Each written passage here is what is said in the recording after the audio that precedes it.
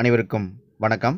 நம்ம இன்னைக்கு என்ன பார்க்க போறோம் அப்படின்னா, எமிஸ்ல வந்து நியூ அப்டேட் வந்து குடுத்துருக்காங்க. இந்த அப்டேட்ல பார்த்தீங்க அப்படின்னா வந்து, தவறுதலாக நம்ம வகுப்பு மாறி வந்து மாணவன் வந்து ப்ரமோஷன் குடுத்திருந்தோம் அப்படின்னா, மீண்டும் வந்து சரியான வகுப்பிற்கு மாற்றம் செய்வதற்கான ஒரு புதிய அப்டேட் தான் எமிஸ்ல வந்து குடுத்துருக்காங்க.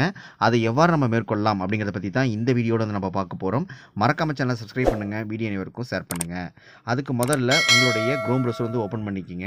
ஓப்பன் பண்ணிட்டு மேலே சர்ச் பார்ல எம்இஸ்டிஎன் ஸ்கூல் அப்படின்னு டைப் பண்ணிக்கங்க. ஆல்ரெடி நீங்கள் ஸ்கூல் லாகின்ல இருந்தீங்கன்னா டேரெக்டாக உங்களுக்கு ஓப்பன் ஆயிரும். சப்போஸ் லாக் அவுட் பண்ணிங்க அப்படின்னா உங்கள் பள்ளிக்கான யூசர் ஐடி பாஸ்வேர்ட் போட்டு நீங்கள் லாகின் பண்ணிக்கலாம். மேலே பார்த்தீங்க அப்படின்னா 3 லைன் மாதிரி கொடுத்துருப்பாங்க. அதை டச் பண்ணிக்கிங்க. அதில் ஸ்டூடெண்ட் அப்படிங்கிற காலத்தை வந்து கிளிக் பண்ணிக்கிங்க. கீழே பார்த்தீங்க அப்படின்னா ஸ்டூடெண்ட் டீட்டெயில்ஸு கீழே பார்த்தீங்கன்னா கிளாஸ் சேஞ்ச் ரெக்வஸ்ட்னு ஒரு காலம் வந்து கொடுத்துருப்பாங்க.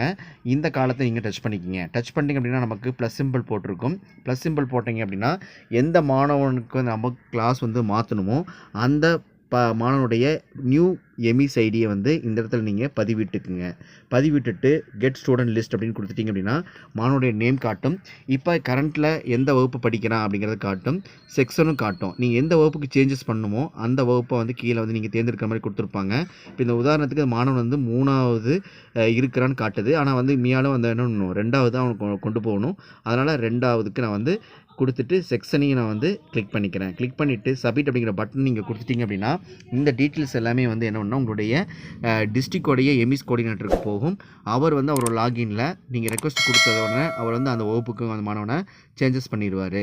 இந்த வழிமுறை உங்களுக்கு மிகவும் பயனுள்ளதாக இருக்குன்னு நினைக்கிறேன். மறக்காம சேனலை சப்ஸ்கிரைப் பண்ணுங்கள். வீடியோ அனைவருக்கும் ஷேர் பண்ணுங்கள். நன்றி, வணக்கம், தேங்க்யூ.